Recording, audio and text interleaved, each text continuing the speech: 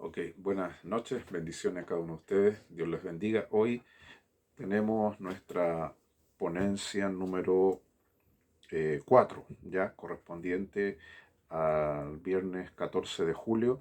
Damos gracias al Señor porque dentro de su gracia y su misericordia, Él ha sido bueno con cada uno de nosotros. Un saludo a cada uno de ustedes.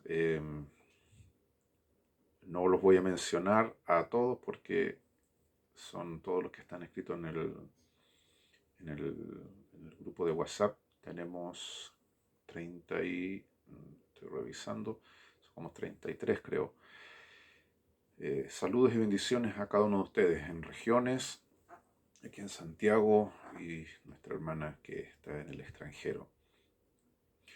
Eh, Sé que el invierno no es del agrado de muchos por el tema del frío, las lluvias, los resfriados, los malestares, pero lo importante es de que no nos llegue el invierno al alma.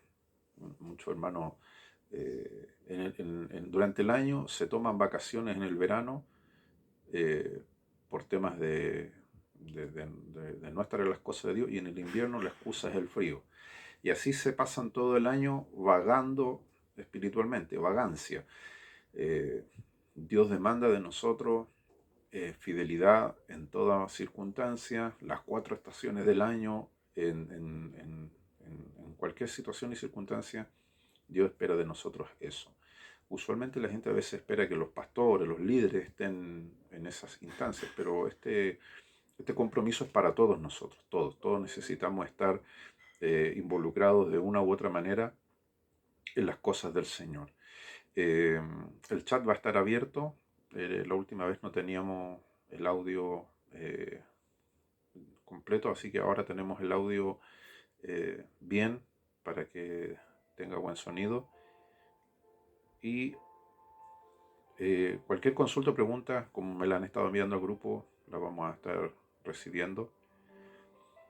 Les envié al enlace del grupo, al grupo de WhatsApp, el enlace del último tema que estuvimos conversando acerca de la integridad intelectual, acerca de un caso entre tantos del teólogo Ravi Zacharias, el enlace oficial en la página Christianity Today, que es donde es una página a nivel mundial de noticias cristianas, ¿cierto? Vendría a ser algo así como una central mundial de noticias cristianas. No es de farándula, no es sobre temas faranduleros, sino es sobre noticias, llamémosle así, confirmada. Y ahí está esta noticia de Ravi Zacharias. Y no es el punto juzgar a esta persona, pues ya está fallecida, pero es uno entre tantos casos. A través de la historia está salpicada prácticamente todos los días. Se levantan personas que eh, predican la palabra, pregonan la palabra, pero lamentablemente no viven lo que predican. Ahora mucha gente se excusa con lo siguiente: nadie es perfecto. Yo suelo escuchar mucho eso: nadie es perfecto, todos cometemos errores. Y lo primero que yo digo: no me meta a mí en el saco. Si alguien dice que no es perfecto, es problema de esa persona. Si alguien dice que no comete errores, es problema de esa persona. El apóstol Santiago dice en una de sus cartas: al caballo, que es un animal, se le pone cabestro y se le controla. Al barco tiene un pequeño timón y se le controla. Dice: la lengua es un pequeño miembro puesto en el cuerpo. Y el apóstol Santiago habla de que todos los problemas que se originan en el ser humano es muchas veces por las cosas que habla, por las cosas que dice, eventualmente las cosas que piensa. Dice que el que refrena su lengua es perfecto. Tan sencillo como eso. Entonces hay mucha gente que se van por la vida cristiana a diestra y siniestra, encendiendo fuegos e incendios, y después salen con la estupidez: es que nadie es perfecto. No es así, mi estimado hermano. El cristiano, si quiere llegar a la vida eterna, a la patria celestial, a la nueva Jerusalén, al cielo nuevo y a la tierra nueva, al tercer paraíso, al trono celestial, a todos esos lugares celestiales, a las moradas de las cuales Jesús habló, ahí no va a entrar cualquier persona que no cumpla lo que la Biblia dice. La Biblia no viene con letras chicas. Nadie va a poder decir: es que, Señor, es que como Chespirito, como el Chavo, fue sin querer queriendo, no me di cuenta, no sabía que eso estaba ahí. Hay que leer la Biblia, hay que estudiarla. Antes de comenzar, tengo acá, me llegó hoy día, esto es de Suiza, yo siempre estuve suscrito a diferentes tipos de revistas, no solamente en esta era digital, antes cuando no había nada de la era digital, siempre estuve suscrito a montones de revistas, libros, me llegaban a la casilla de correo y me siguen llegando, sí, me sigo inscribiendo. Y esta revista es buena, si usted quiere suscribirse, es buena, se llama Cresced. La central está en Route Suisse, en Genova, Suiza, dice. Y es una revista, es buena revista, es una revista cristiana de la cual yo recomiendo. Es edición de lujo, o sea, se nota en el material, el papel. Y esto es, originalmente eran libros. Esto son distintos temas. Esta es la última edición que me llegó, escrita por diferentes estudiosos de la Biblia, tiene hartos temas, por ejemplo, orando en todo tiempo, Samuel, el hombre de oración, los milagros del Señor, en fin. Esto viene en una especie de cuadernillo, ¿no? Esto viene editándose hace muchos años y está en formato de libro grande y en formato cuadernito. Así es que me llegó la suscripción para renovarla. Aquí me envían la carta y está la opción de para las personas que deseen tener una suscripción gratis. Esto se vende en verdad. Aquí, por ejemplo, te aparece que la colección completa de las colecciones anteriores, 19 volúmenes encuadernados, desde el año 84 al 2020 y 2021. Cada volumen cuesta $10, saque la cuenta, o 10 euros, vendrían casi 10.000 pesos.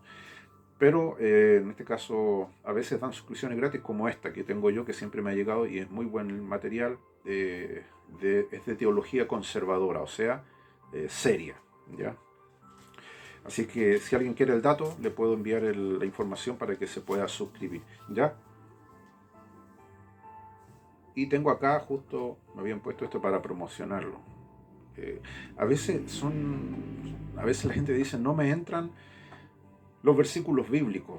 ¿Cómo hago para aprender más las escrituras? Bueno, hay mucho material. El otro día me pedí una vuelta por la Sociedad Bíblica y recorro todas las librerías y hay buenos materiales ahora, muy buenos. Son un poco caros, pero hay que invertir un poco en el estudio bíblico. Este es un juego de cartas. Se le llama carta porque tiene forma de carta. Preguntas y respuestas bíblicas. En este caso es para los jóvenes de la Biblia, para jóvenes, para niños, para adultos, y son bastantes. Usted simplemente saca cualquiera, esto en una reunión familiar, o usted saca una y te aparecen preguntas que tienen la respuesta. Este es un juego sencillo. Esto es para incentivar tanto a las mismas personas que ya conocen la Biblia como a los que están aprendiendo, y cada uno de ustedes puede tener uno de estos, usarlo con la gente de su familia y con incentivo.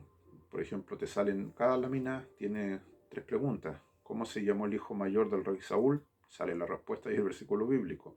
Después, por ejemplo, ¿a cuáles de sus hijos bendijo Noé y a cuál maldijo? Sale la respuesta y el versículo. Son cosas de ese tipo. Están en inglés y en español. Es muy bueno. Así es que comparto esto a veces porque a veces las personas me dicen, ¿sabe, pastor, obispo o maestro, o como me quiera llamar? Me cuesta estudiar la Biblia, no me siento motivado. Es que no se trata de que esté motivado, porque si usted espera que se sienta motivado, eso nunca va a llegar. Nadie quiere estudiar la Biblia de por sí. Tiene que haber un deseo interno. Así es que hay harto material para estudiar. Con respecto al módulo anterior, Historia y Cronología Bíblica, hay abundante material y hay que saber cuál escoger, cuál es el que realmente importa, porque hay mucho material espurio dando vuelta que no nos ayuda. Con respecto al tema que estamos conversando en el mes de julio, que es homilética en tiempos de crisis, pasa exactamente lo mismo. Yo sé que sería una pérdida de tiempo enorme analizar cada falso maestro, cada falso predicador, cada falso pastor o líder, no importa, sería falso hermano igual, que predican, sería perder tiempo analizarlo a todos ellos y lo que dicen, porque se engloba casi todo en lo que les he comentado ya en las últimas 3 ponencias. Para verificar si un mensaje es cristocéntrico, ¿cierto? Tiene que pasar por el sedazo de las escrituras. Si no pasa por esas instancias, déjeme decirle que es pérdida de tiempo escuchar a esa persona, por muy loable que suene lo que dice. Ahora vamos a comenzar a comentar hoy día un poco el tema de homilética en tiempos de crisis es lo que tiene relación con la música, la alabanza, la adoración. Se ha infiltrado en las filas del cristianismo, y esto desde un buen tiempo a esta parte, algo que ha corroído la lírica, la letra, no la música en sí. La música siempre va a cambiar con el paso del tiempo y el contexto cultural. Para hoy es absolutamente normal para nosotros ver en una iglesia instrumentos de música. Hay iglesias que no, hay iglesias que todos sabemos cuáles son, que ven algo malévolo en los instrumentos de música. Parece que esa gente no ha leído los salmos donde dice alabarle con pandero, con guitarra, con cítara, en este caso con arpa, con címbalo, con percusión. Ellos parece que no han leído ese versículo, esas palabras, y optan por cantar sin ningún tipo de instrumento. Ellos piensan que eso es bueno.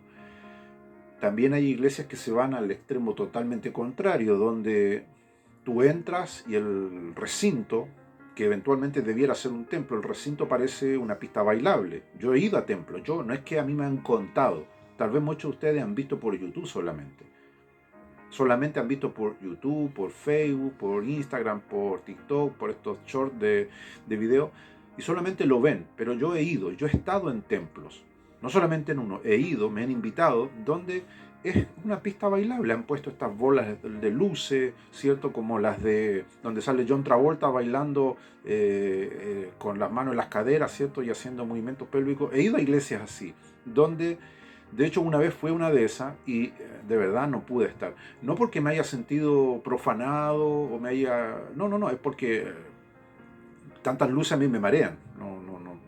Esto, junto de las luces me sentí tan mareado que salí. No, no estuve. Después preguntaron qué pasó, yo di mi motivo. No, no es que me haya ofendido, porque hay que entender temas culturales aquí. Todo tiene que ver en un contexto. He ido a, entre comillas, discotecas cristianas. Una vez fui a una discoteca cristiana muchos años atrás que siempre han existido, donde no hay alcohol, no hay cigarro, no hay droga, no hay nada de eso, tampoco hay música, ni perreo, ni nada de esas cosas. Hay pastores ahí que ahí se come, ¿cierto? Se pone música cristiana, hay pastores y consejeros cristianos, es un ambiente para cristianos. Es muy buena iniciativa, atención con lo que voy a decir. Yo sé que estos temas para gente adulta les parece escandaloso, porque obviamente asocian eh, todo esto con patrones mundanos, patrones no de señores feudales administrando un fondo, sino patrones de conducta, ¿cierto? Y también he ido a iglesias donde arriba está el santuario, el templo en sí, y bajo el templo, en la plataforma subterránea, hay mesas de pool, de billar, ¿cierto? Para que los jóvenes, si están muy estresados, vayan abajo. Evidentemente, estoy hablando de realidades, no voy a analizarlo si está bien o mal, estoy hablando de realidades. Ese es el mundo en el cual nosotros nos encontramos. Tal vez usted nunca ha ido a esos templos, pero existen en este país y en muchos países. Ahora, yo quiero ir al otro punto, yo quiero ir al punto no del tema cultural, porque para nosotros culturalmente, para algunos puede agradarles y a otros no. Lo que no podemos hacer es tomar la Biblia y decir que porque nosotros estamos en un contexto cultural distinto, tenemos que volver a usar, como en el Antiguo Testamento, chalas, sandalias, ¿cierto? Los hombres y las mujeres andar con túnicas, con turbantes, circuncidarnos. Porque hay gente que piensa eso, hay gente que dice, bueno, hay que vivir como la senda antigua, o sea, como los profetas antiguos, como Juan el Bautista, comer langosta en piel silvestre y andar vestido con piel de camello. Eso no significa que porque usted saque cosas de la cultura antigua va a ser un mejor cristiano. Hoy nosotros, esta es la época en la cual nosotros vivimos. Si resucitara un apóstol, un cristiano de la antigüedad, y nos viera cómo nosotros nos vestimos, tal vez no le va a agradar cómo nos vestimos los hombres, cómo se visten las mujeres. Tengo por cierto y seguro de que si un cristiano antiguo resucitara y volviera a la vida y entrara a cualquiera de nuestros templos, se espantaría, rasgaría vestidura, no le gustarían los parlantes, las luces, porque en ese tiempo no había nada de eso. Los cristianos adoraban en cavernas, en catacumbas, en persecución. Durante casi 300 años los cristianos fueron perseguidos, aserrados, violados, masacrados, asados, empalados, crucificados, trepanados. O sea, ¿para qué te voy a decir las locuras en las cuales vivieron? El cristianismo vino a vivir tiempos de bonanza en la era de Constantino. Esto lo vimos ya en la historia cristiana. Y aquellos cristianos que otrora fueron perseguidos, fueron cazados como conejos, después estaban en las basílicas, que eran templos dedicados, ¿cierto?, a las deidades romanas del momento, Todos esos lugares fueron remodelados y reestructurados, las basílicas, los santuarios, todos esos lugares fueron dedicados entonces a Jesús, ¿cierto? El Hijo de Dios, el Dios de los cristianos.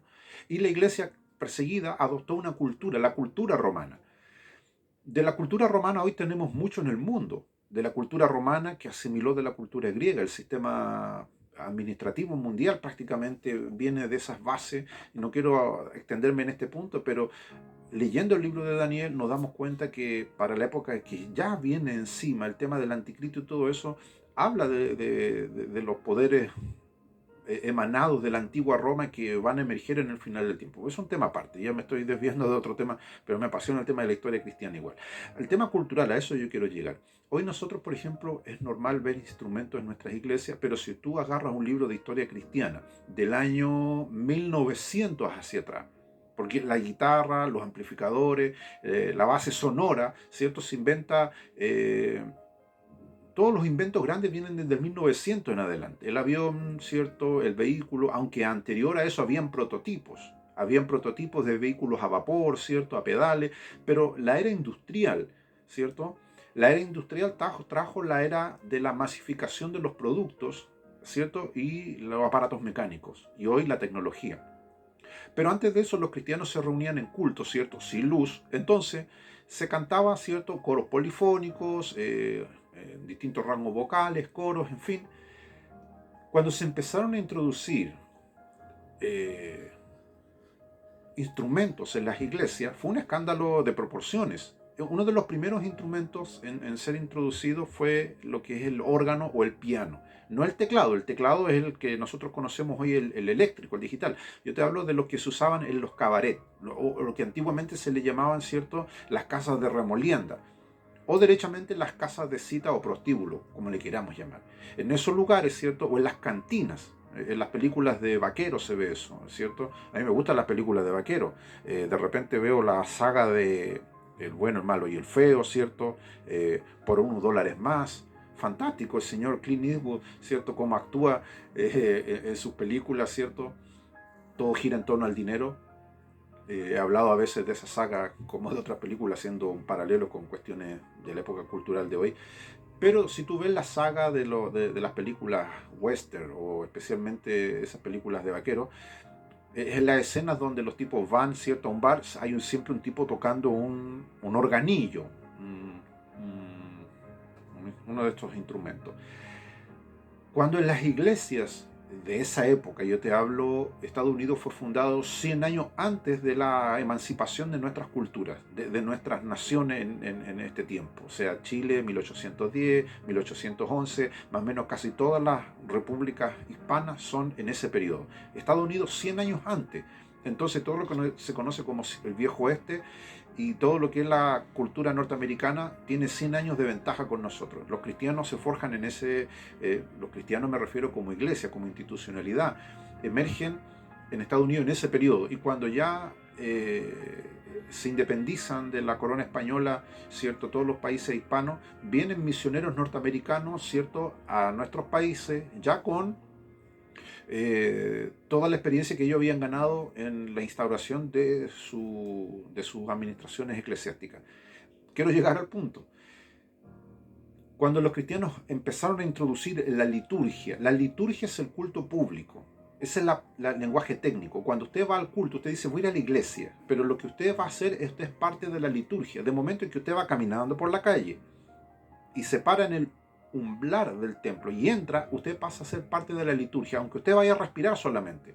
Ahora, muchos de nosotros participamos de una u otra manera en el culto, sea que aplaudamos, sea de que estemos expectantes, o sea de que participemos de una u otra manera, somos parte de la liturgia, de lo que se ofrece en un culto público a Dios. Ahora, lo que sucede dentro de la liturgia, todo lo que adorna eso, gran parte es parte de nuestra cultura. Aquí quiero llegar al tema de la música.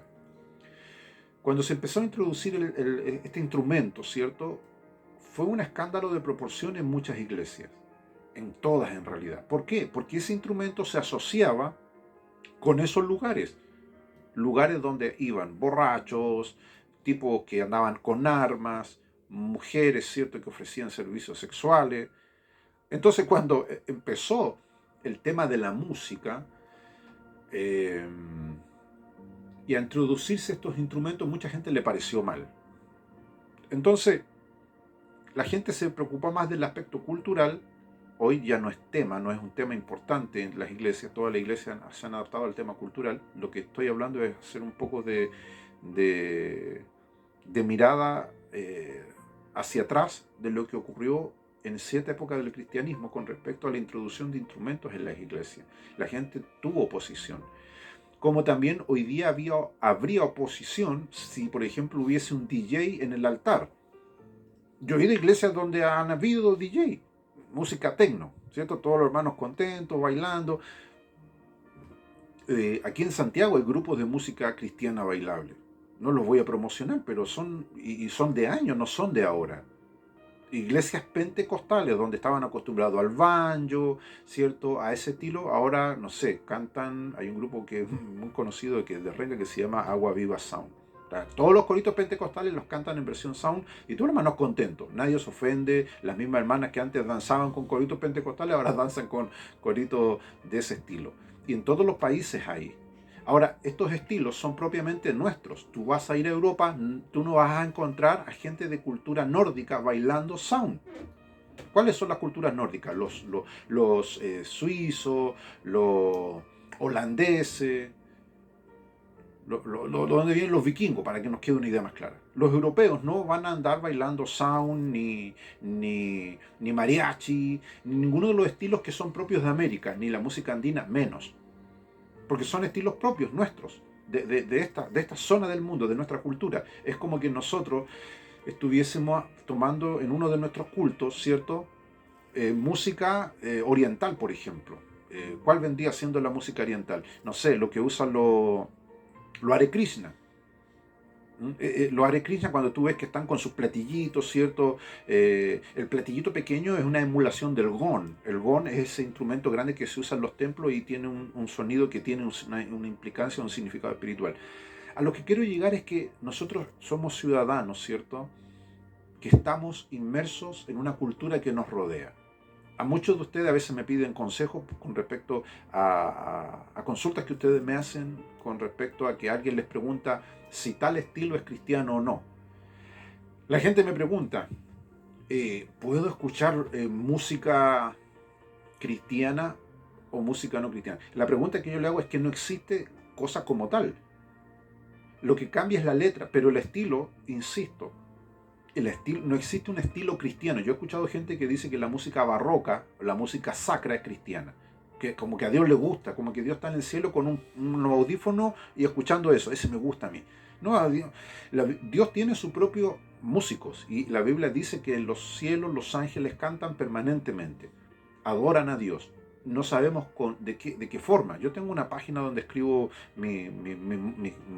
no mis canciones, sino mis poemas, mis reflexiones, mis mensajes. Y uno escribió un tiempo hace una reflexión acerca de eso. Yo, que en lo personal, creo que, no sé, Dios, voy a llegar al cielo y me va a dar un pandero de oro, no uno de plástico de los que tenemos aquí. Y me va a decir, bueno, usted ahora me va a cantar una alabanza, un coro. Vamos a adorar a Dios de otra manera, tal vez no lo sabemos. El punto es el siguiente. Quiero desmenuzar bien esto para llegar al punto. Muchos cristianos se desgastan, se enojan, se ofuscan. ¿Por qué? Porque dicen, no me gusta ese estilo.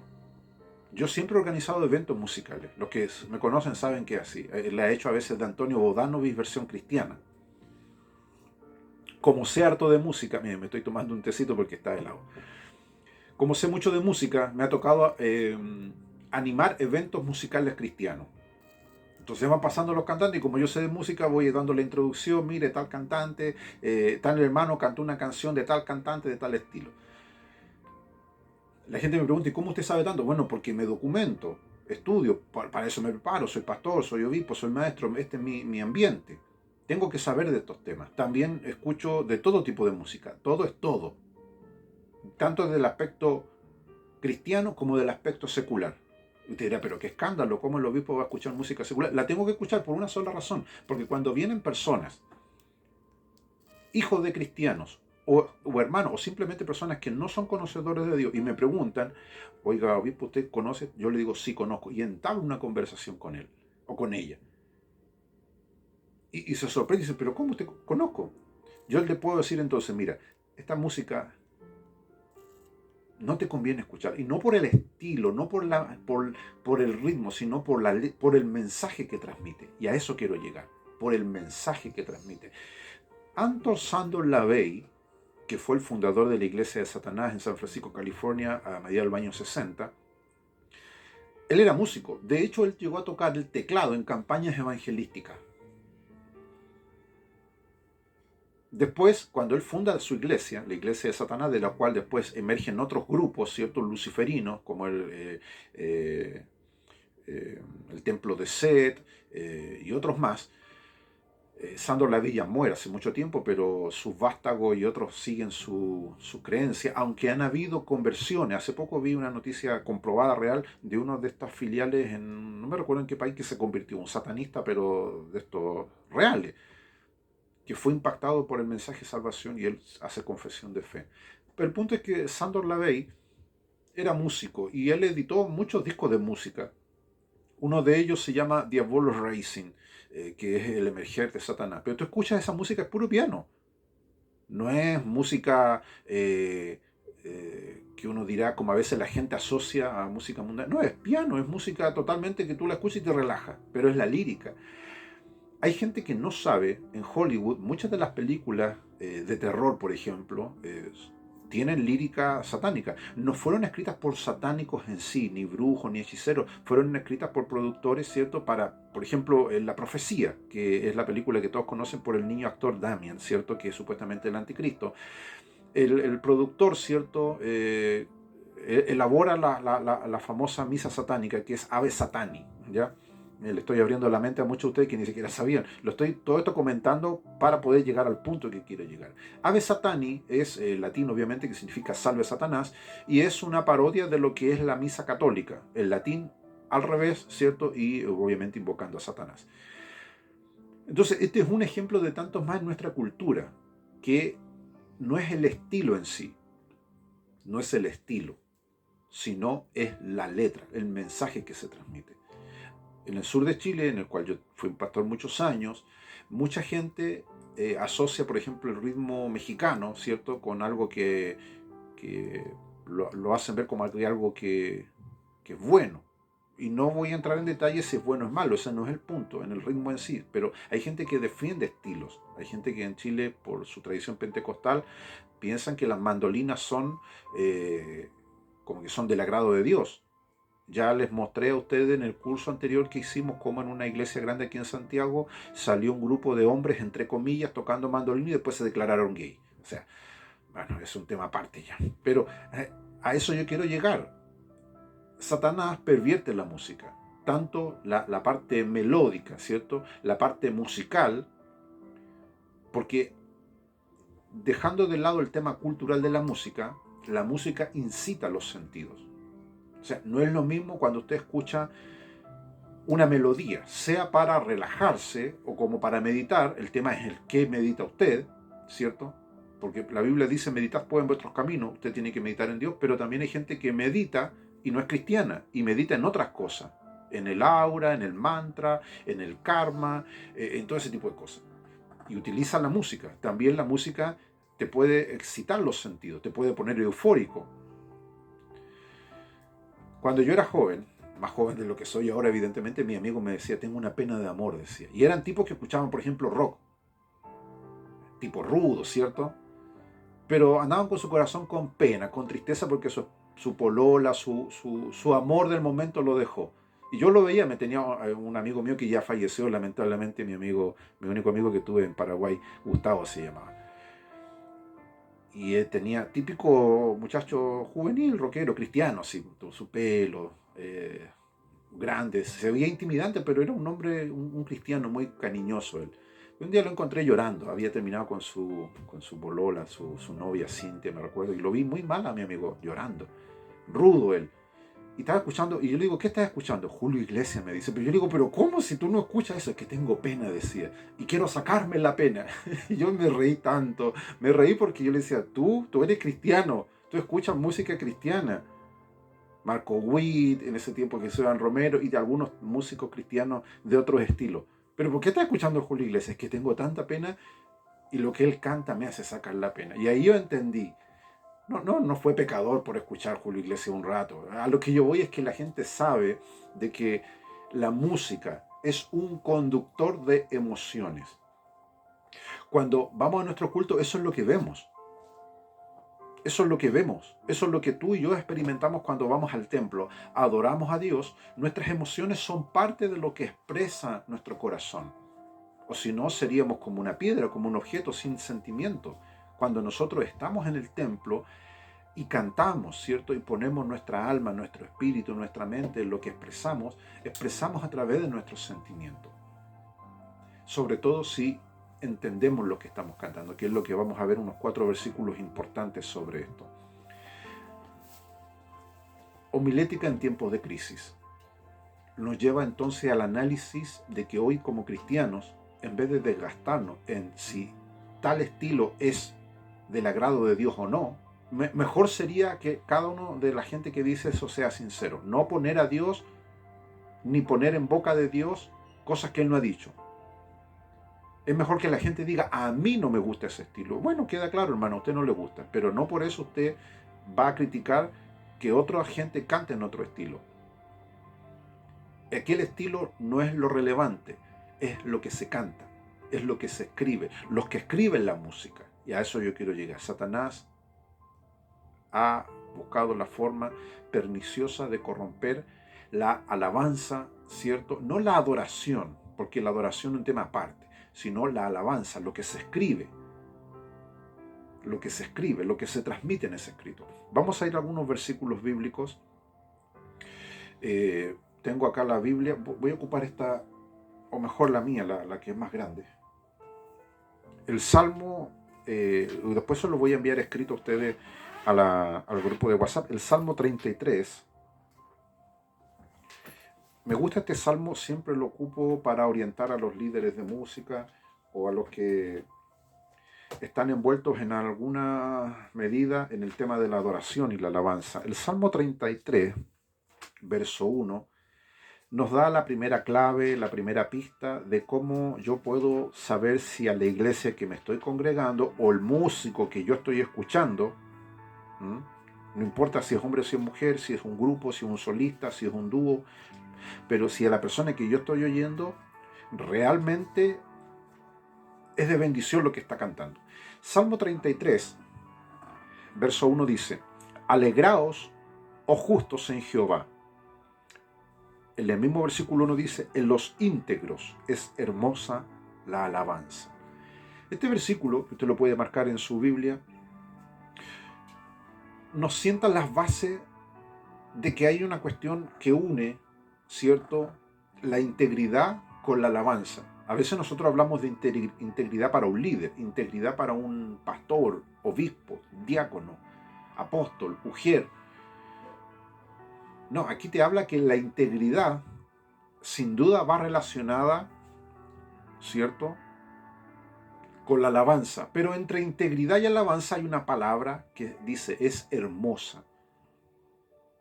Dice, en los íntegros es hermosa la alabanza. Cuando hablamos de hermoso, ¿cierto? No hablamos en los términos cuando nosotros vamos a una reunión y decimos, estuvo hermoso el culto, estuvo hermosa. No hablamos de ese tipo de hermosura. Aquí hablamos del criterio que Dios tiene con nosotros, porque se supone, y cuando hablo de se supone, es que quiero creer de que todos sabemos que este libro es palabra de Dios, es lo que Dios piensa de nosotros. Entonces, lo que David está diciendo, que en los íntegros es hermosa la alabanza. Los íntegros, sea hombre o mujer, esa persona que está alabando, que está cantando, ¿cierto? Si esa persona es íntegra, eso es hermoso para Dios. ¿Qué es hermoso? Armonioso, agradable, bello, que se puede admirar. Eso es hermoso.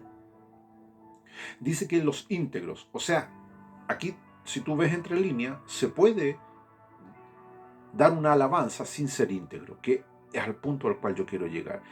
¿Y qué pasa entonces si la Biblia me dice que en los íntegros es hermosa la alabanza? Y si yo entrego una alabanza y no tengo integridad, no soy hermoso, no soy del agrado de Dios, no no recibo admiración.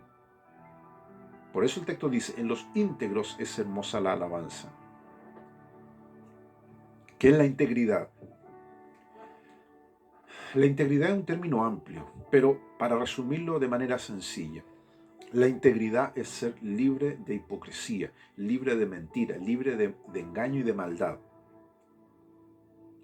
La integridad es mostrarnos tal como somos. Ahora, aquí viene un juego en mucha gente.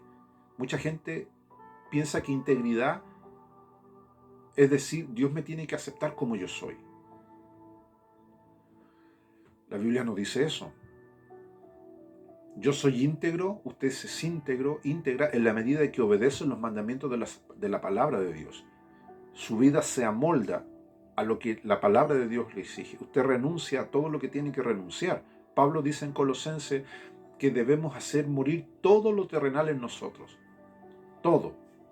Entonces, cuando yo voy cumpliendo los dictámenes de la palabra de Dios, me voy asemejando a lo que Dios pide, lo que Dios quiere, entonces soy íntegro.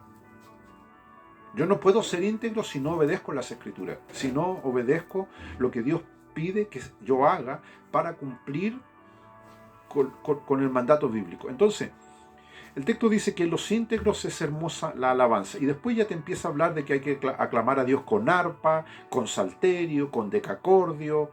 Y te dice, hacerlo bien, tañendo con júbilo. O sea, te habla del estado de ánimo del músico. Tañer significa ejecutar, tocar el instrumento, hacerlo con júbilo, con alegría. Que pasa mucho con los adoradores o con los que dirigen la alabanza en las iglesias. El júbilo no es por tocar el instrumento en sí o por tener la oportunidad de cantar. El júbilo, la alegría es porque lo están haciendo para Dios. Hay mucha gente que aparentemente se ve con júbilo, pero no porque lo está haciendo para Dios, es porque tiene una tribuna, plataforma, tiene un podio, un sitial, tiene un lugar donde es admirado y reconocido. Tenga cuidado. Aquí dice que hay que hacerlo con júbilo, con alegría, porque estamos adorando a Dios. Ahora, para no tomar todo el capítulo, porque no es mi punto tomarlo, el versículo 1 entonces nos habla de eso. En los íntegros es hermosa la alabanza. Usted cuando escucha a un cantante cristiano, ¿cierto? A una persona que sea cantante profesional, porque lo expliqué en la introducción que di anteriormente, está la industria de la música cristiana. La industria quiere decir que hay personas que cantan y viven de eso. Y no es malo. No es malo vivir de la música cristiana. Entonces, la música cristiana es una industria que mueve mucho dinero. No hay por qué negarlo. Mueve dinero. ¿Por qué? Porque ellos viven de eso. Hay productoras, hay personas que tienen que hacer todo lo que es el sponsor, las promociones, tienen sus managers. Y mucha gente se enoja, mucha gente cristiana dice, no, pero cantan a Dios, debiera ser gratis. Y la respuesta que ellos dan, y yo concuerdo plenamente con ellos, y bueno, ¿quién sustenta, cierto, todo lo que ellos hacen? Hay que pagarle a los sonidistas, las luminarias, a donde se pagan los recintos. Entonces hay mucha gente que eso no lo entiende. La industria cristiana no tiene nada que ver con la música cristiana. Son cosas totalmente distintas. La industria musical cristiana. O sea, eso es parte del mundo en el que nosotros vivimos. Incluso hasta el cantante más humilde ha sacado cassette y ha tenido que venderlo. No lo va a regalar. Yo me crié escuchando la música chilena de los años 80, los años 70. Trio Army, Revelación Andina, Charlie Busto, Roxana. Que lo sigo escuchando. Y cada vez que lo escucho y le pongo más oído, como ya sé de música, digo, fueron producciones fantásticas, fantásticas, para la época en la cual fueron hechas. A todo esto, un paréntesis, la hermana Roxana hace poco en Facebook puso de que estaba enfermita, estaban haciendo una colecta a ella, producto de una enfermedad que ha tenido y se había pedido la oración por ella, no tan solamente por su edad, sino por la complicación de salud que tuvo. Entonces, un músico cristiano nunca va a regalar los CD, puede regalar uno o un cassette, o en ese tiempo un cassette, en ese tiempo antiguo un CD, un compact disc, y hoy día casi le sale poco rentable hacer ese material porque casi todo es digitalizado.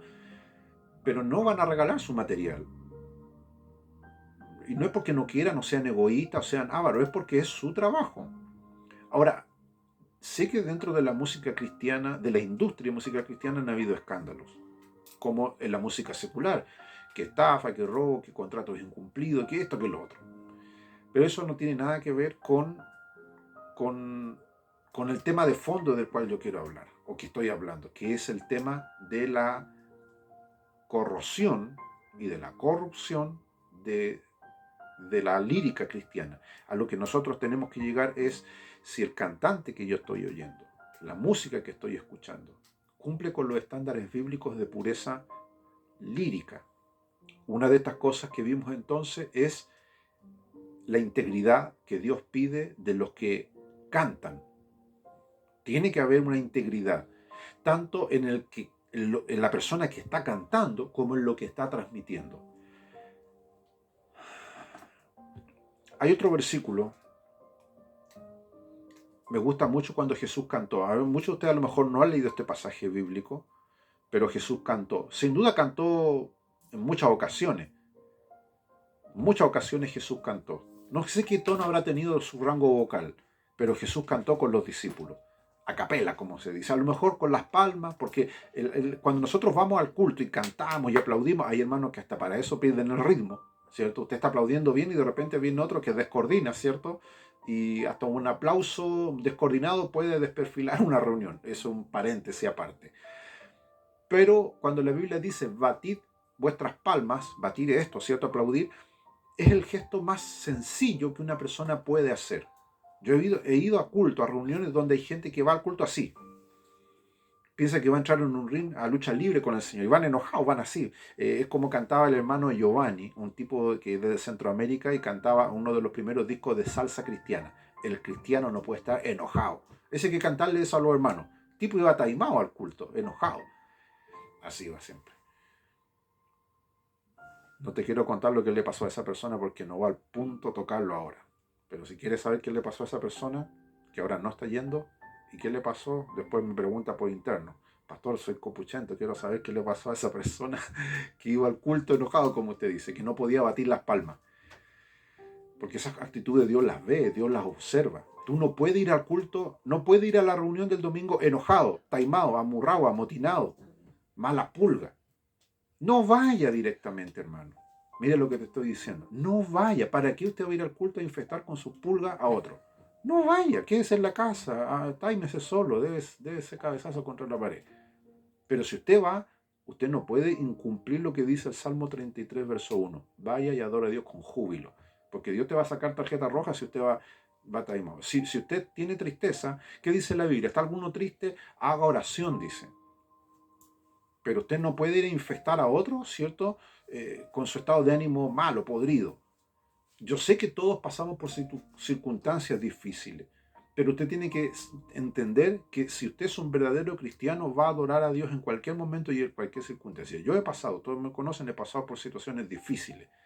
El diablo no me ha corrido mano, atrevido, no lo ha hecho, porque tampoco soy tonto, no es que el diablo me corra mano, pero sí hemos tenido combate cuerpo a cuerpo con él. Y en los momentos más duros, en las noches más amargas, noche de horario nocturno, sino cuando se pone todo oscuro, no ha dejado de salir un canto de mi garganta.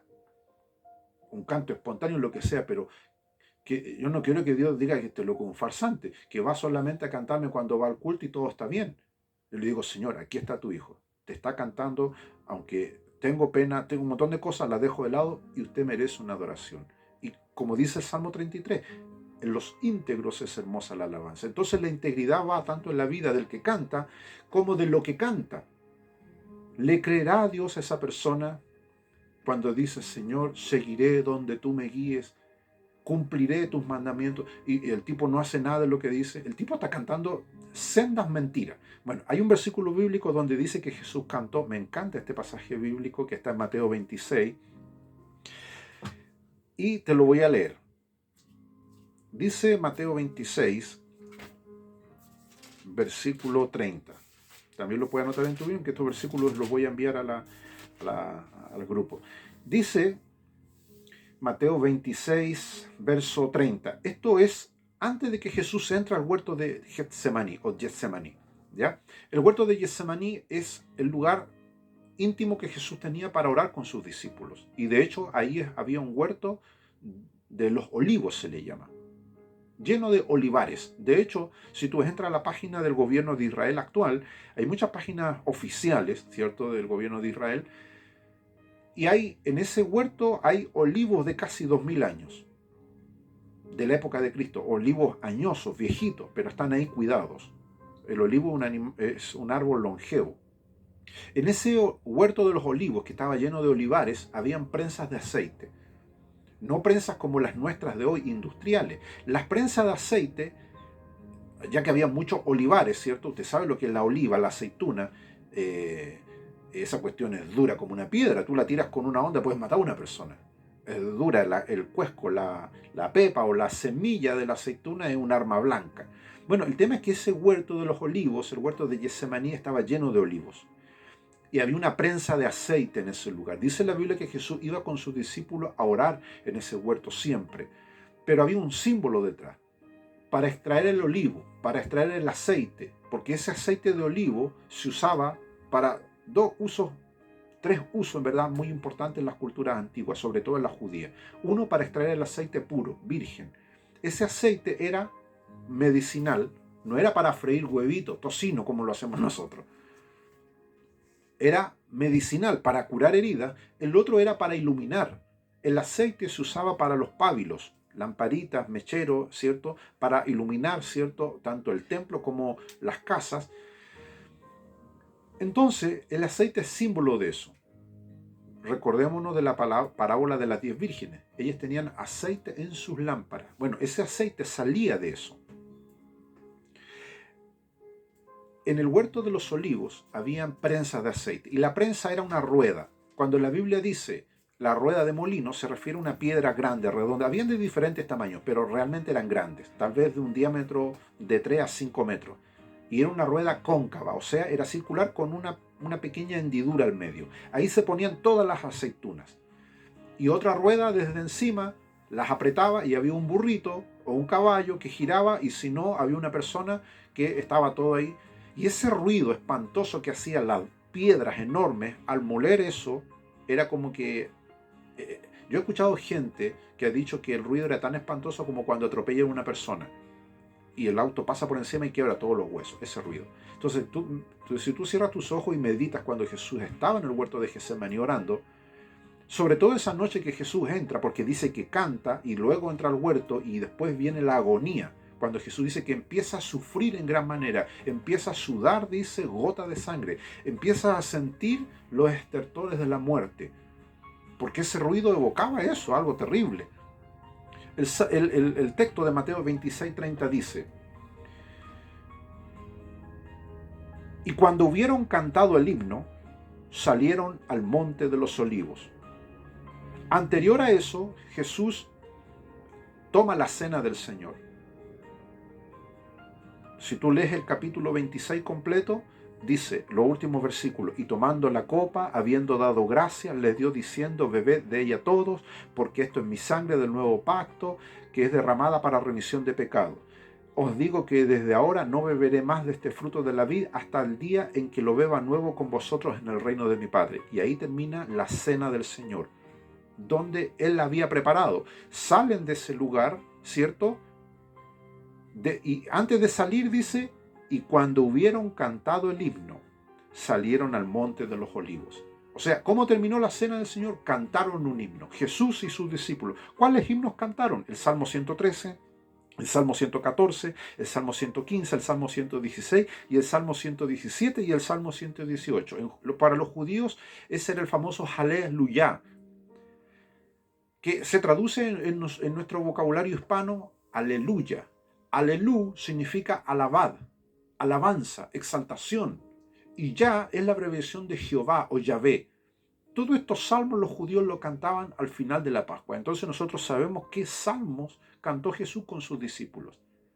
Y ellos los cantaban: alabado sea Jehová. Aleluya, eso significa. Cuando tú dices aleluya, estás diciendo y reconociendo la magnificencia de Dios, que Él es todopoderoso, que Él todo lo sabe, que Él todo lo conoce, que Él todo lo puede, que Él todo lo escudriña, que Él todo lo ejecuta, que Él todo lo desea, que Él todo lo quiere, que Él todo lo impide, que Él todo lo provoca, y la lista es interminable. Eso significa alabad a Jehová. Dice que Jesús, cuando hubieron cantado el himno, salieron al monte de los olivos, y ahí comienza la otra etapa final de las últimas horas de Cristo. Entonces, Jesús cantó. Jesús cantó con sus discípulos. ¿Pero qué cantaron? En esa época ya había música, llamémosle, secular. Para el tiempo de Cristo, ya los filósofos de Grecia, muchos ya existieron antes de que Cristo viniese. Cuando Jesús nace, la cultura romana estaba impregnada de la cultura griega, de la filosofía, del pensamiento griego. Y de Grecia no solamente venía el sistema filosófico, sino el sistema del teatro. El teatro griego impactó mucho en la cultura romana. Lo que nosotros hoy día, si usted nunca ha ido a un teatro, a una obra de teatro, lo que usted está presenciando es una evocación, una reminiscencia de lo que eran las culturas antiguas. Antes no había tele. Entonces la gente decía, voy al teatro. Y habían representaciones. Si usted ve la película, no la recomiendo que la vea para que no se escandalice, pero La Última Tentación de Cristo, que no es la versión cristiana, es la versión alternativa, basada en evangelios espurios, ¿cierto? Ahí actúa este actor que actúa de, creo que el Duende Verde en las películas del Hombre Araña, que es un actor muy conocido que tiene cara de malo, en todas las películas se le con cara de malo. No me recuerdo el nombre, pero en una de las películas del Hombre Araña, de las películas, no las actuales, sino las que salieron hace unos 15, 20 años atrás, sale creo que el Duende Verde, no me recuerdo, uno que es todo verde y anda en una nave volando. Bueno, ese actor, que es muy conocido, ese actúa de Jesús en la película La Última Tentación de Cristo. Creo que fue Martin Scorsese el que dirigió esa película, que cuando salió fue censurada en muchos países del mundo. Hoy día es de tránsito libre, cualquiera la puede consultar y ver, pero muestra eso, muestra a un Jesús que, estando en la cruz, hace como un lapsus, ¿cierto? Y se imagina que él no muere. Jesús se imagina que él no muere, ¿cierto? Se casa con María, tienen hijito, y esto la película trata de eso. La última tentación es eso, cuando Satanás le hace ver a Jesús de que él no tiene por qué morir y puede llevar una vida como cualquier mortal. Esa película está basada en pensamientos del libro apócrifo. Hay muchos libros apócrifos espurios que hablan de eso.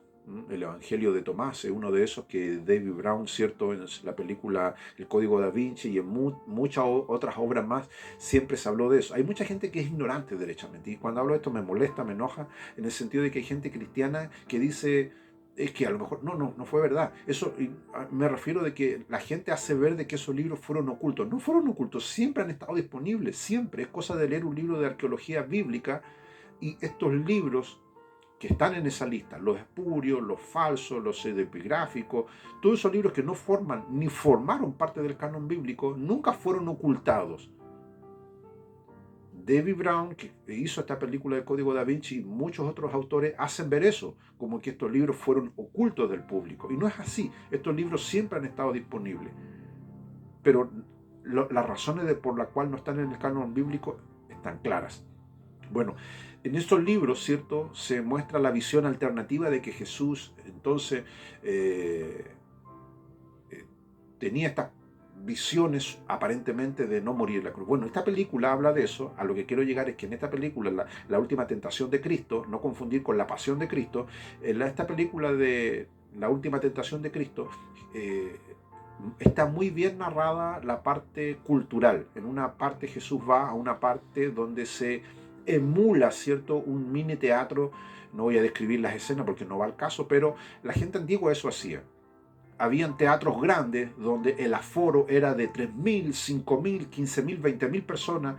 Basta con que usted entre a Google Earth y vaya a los lugares de turismo, y usted virtualmente puede hacer un paseo por esos lugares. Los famosos teatros en Éfeso, en algunas costas del Mediterráneo, sobre todo lo que es la zona de la Grecia antigua, Turquía. Todos esos vestigios monumentales están hechos en colinas donde los que eran, llamémosle sonidistas o ingenieros de sonido de esa época, decían construyamos aquí de esta manera y el audio era pero espectacular.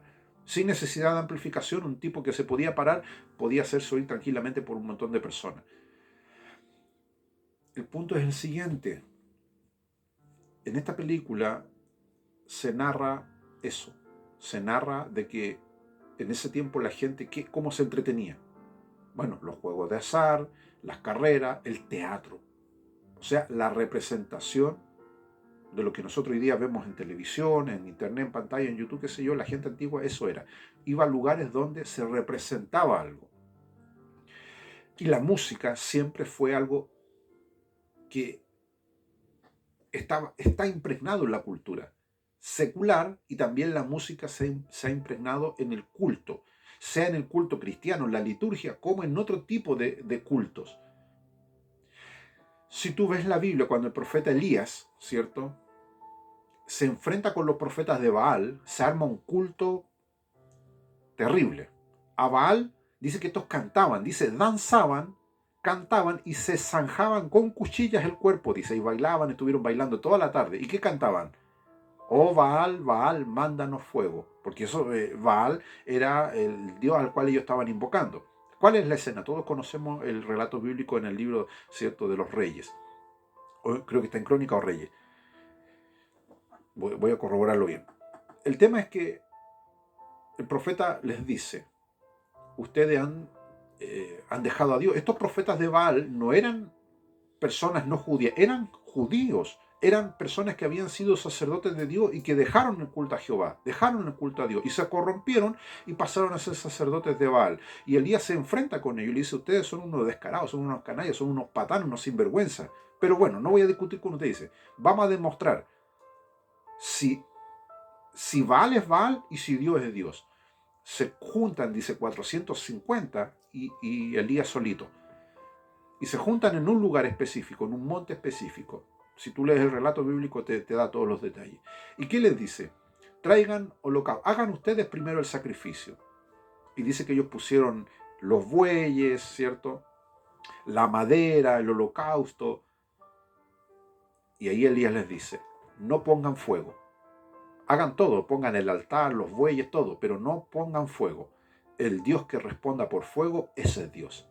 Y los tipos dijeron, perfecto.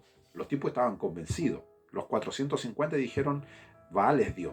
Y la Biblia dice que desde la mañana, pasó la tarde, hasta casi el atardecer, los tipos estaban vueltos locos, frenéticos. Dice que se zanjaban con cuchillos, se hacían sangrar, gritaban, danzaban, y el corito, la alabanza era esa. Baal, mándanos fuego. Y dice el texto, y Baal nunca respondió. Y dice la Biblia que Elías de lejos se reía. Se reía, dice, porque sabía que los tipos estaban errados. Cantaban y todo, pero estaban errados. De hecho, la versión española de nosotros suaviza el texto. Lo suaviza. ¿Por qué? Porque la versión nuestra dice, seguid cantando, invocándole. A lo mejor Baal está durmiendo o está descansando. La versión original en hebraica dice lo siguiente, brutal lo que dice Elías. A lo mejor Baal está quitando sus excrementos. Así textual. O sea, está haciendo del 3 en el baño. Eso es lo que el profeta se burló de ellos. Les dijo, ¿tanto se demora Baal en responder?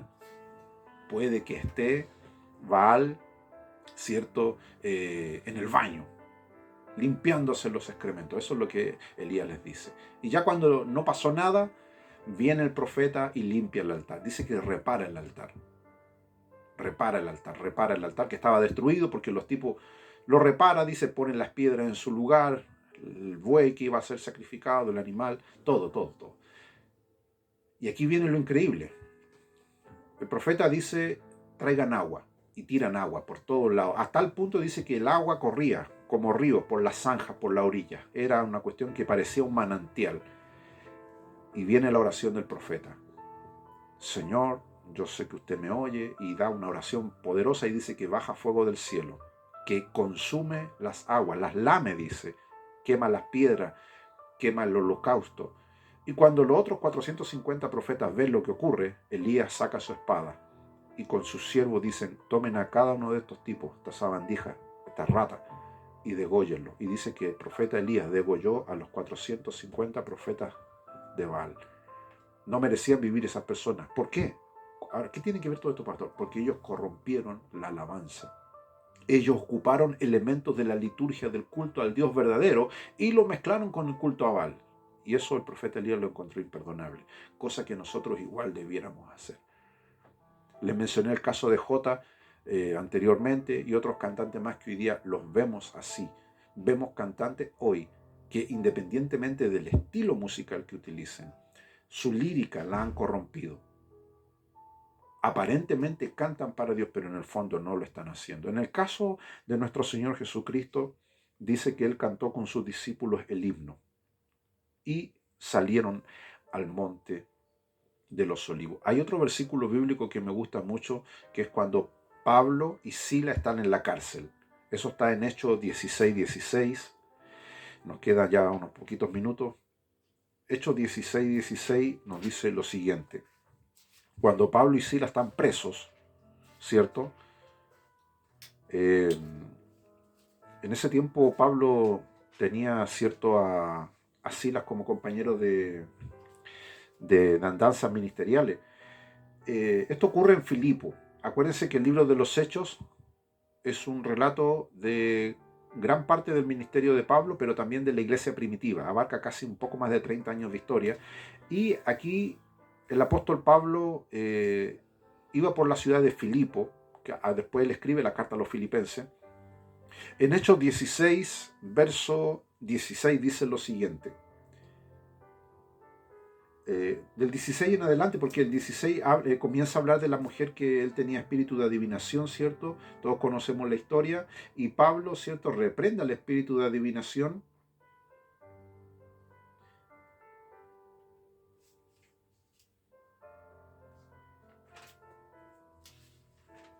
Y dice que mientras Pablo y Sila estaban en la cárcel, dice, cantaban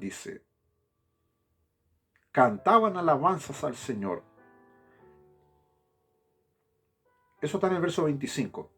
Dice, hay que entender que Pablo le expulsa al demonio a esta mujer de adivinación. Después de haberle azotado mucho a Pablo y a Silas, los echaron en la cárcel, mandando al carcelero que los guardase con seguridad. El carcelero recibió este mandato, les metió en el calabozo de más adentro y les aseguró los pies en el cepo. O sea, los mandaron al fondo de la cárcel y el cepo era un método de prisión. Eran como unos grillos que cada vez que la persona se movía, más se apretaba. Una especie de esposas, ¿cierto? Habían de fierro y de madera. Le apretaron los pies en el cepo, pero a medianoche, orando Pablo y Silas, cantaban himnos a Dios y los presos los oían. Este texto es increíble porque de esto se han dicho tantos mensajes hermosos y es increíble. A mí me apasiona leer el libro de los Hechos porque vemos a Pablo y Silas después de haber sido azotados. Dice, después de haber sido azotados mucho. ¿Cuánto es mucho? 39. La ley romana decía que tenían que ser azotados con vara o con látigo 39 veces. Y no era una correa de goma.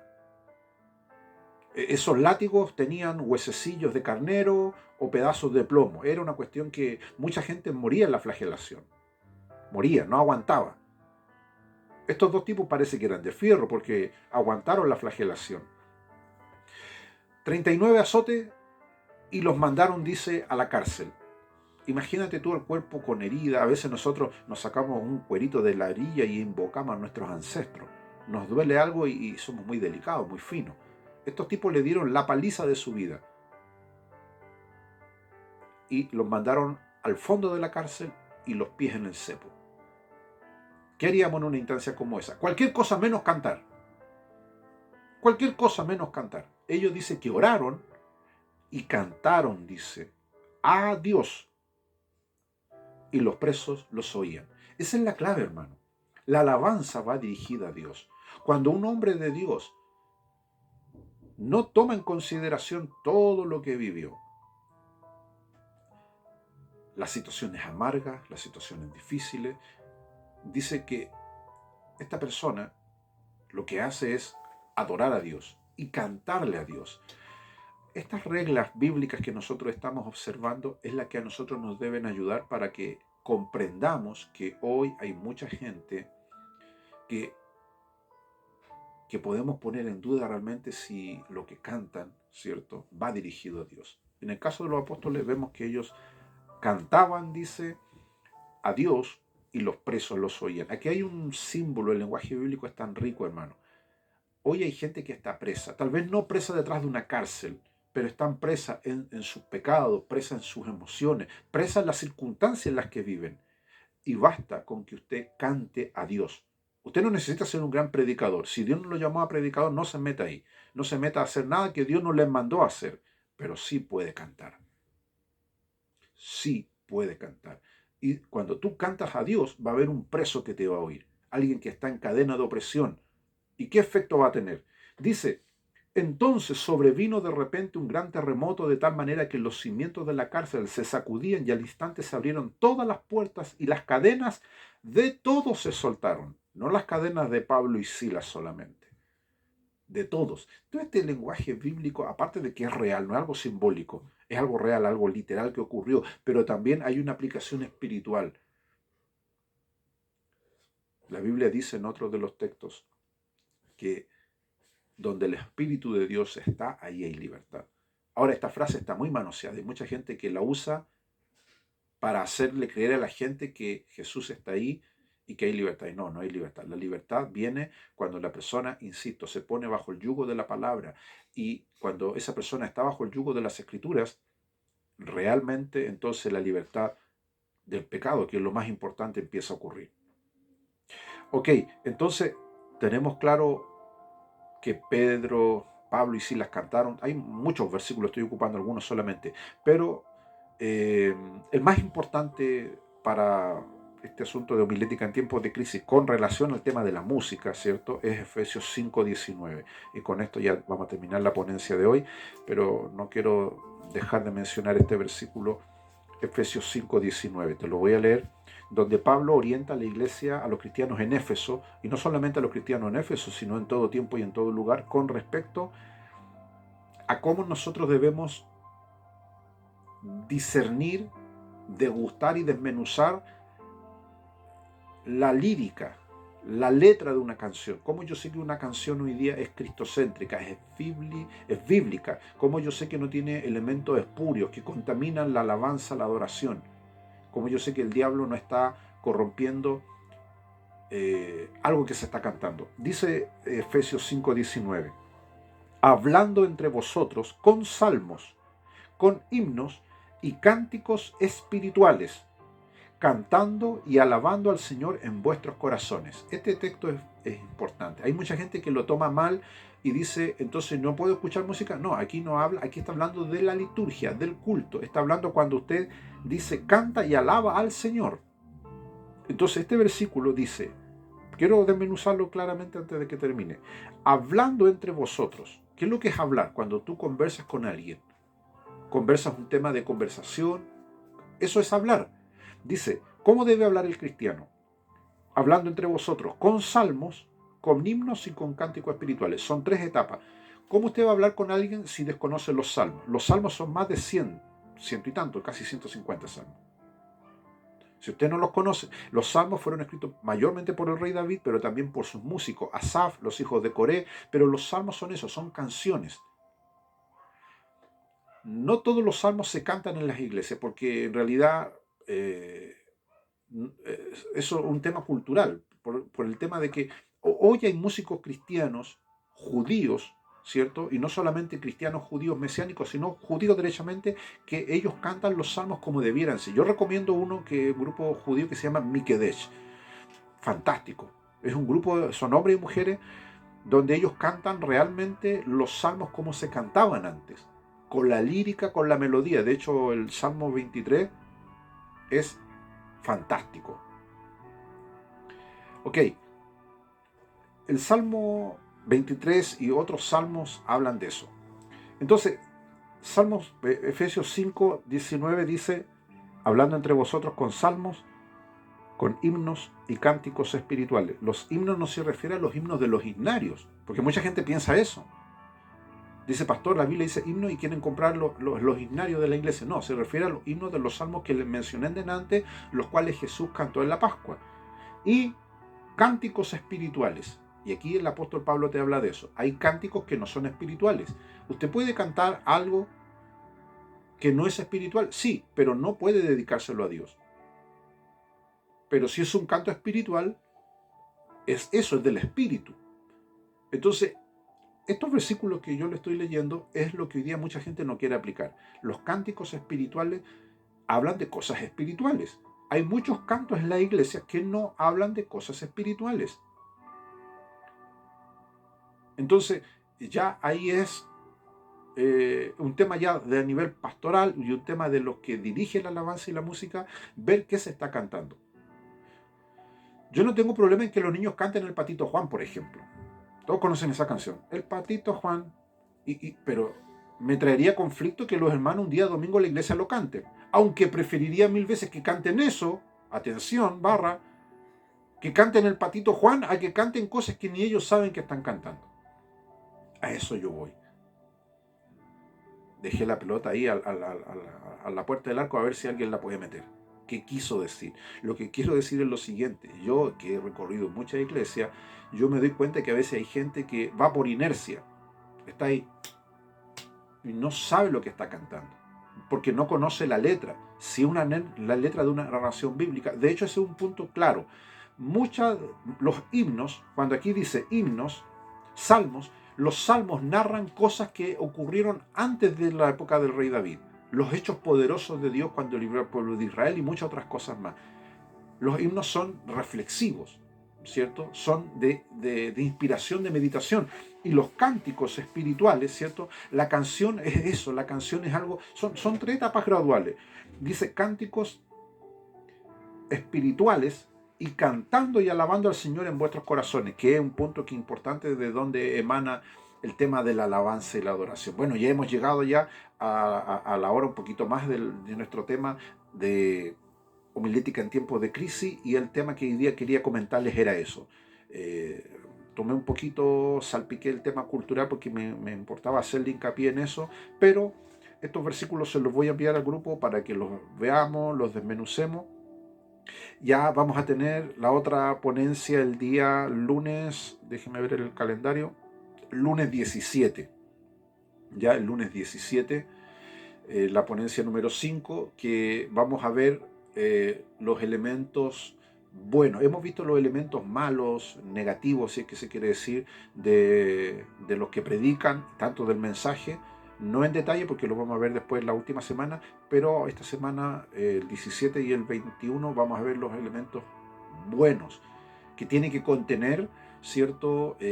Quien predica, insisto, no importa qué tipo de persona sea, el rango que tenga y el mensaje que está transmitiendo. Dios les bendiga, ha sido una bendición compartir con ustedes. El chat va a quedar abierto hasta que termine la transmisión y luego ustedes me envían su mensaje, ¿cierto? O pregunta o lo que sea. Y Dios les bendiga, sean bendecidos de parte del Señor, ¿ya? Así que vamos a terminar la transmisión. Cualquier cosita usted me envía en el WhatsApp. Dios les bendiga.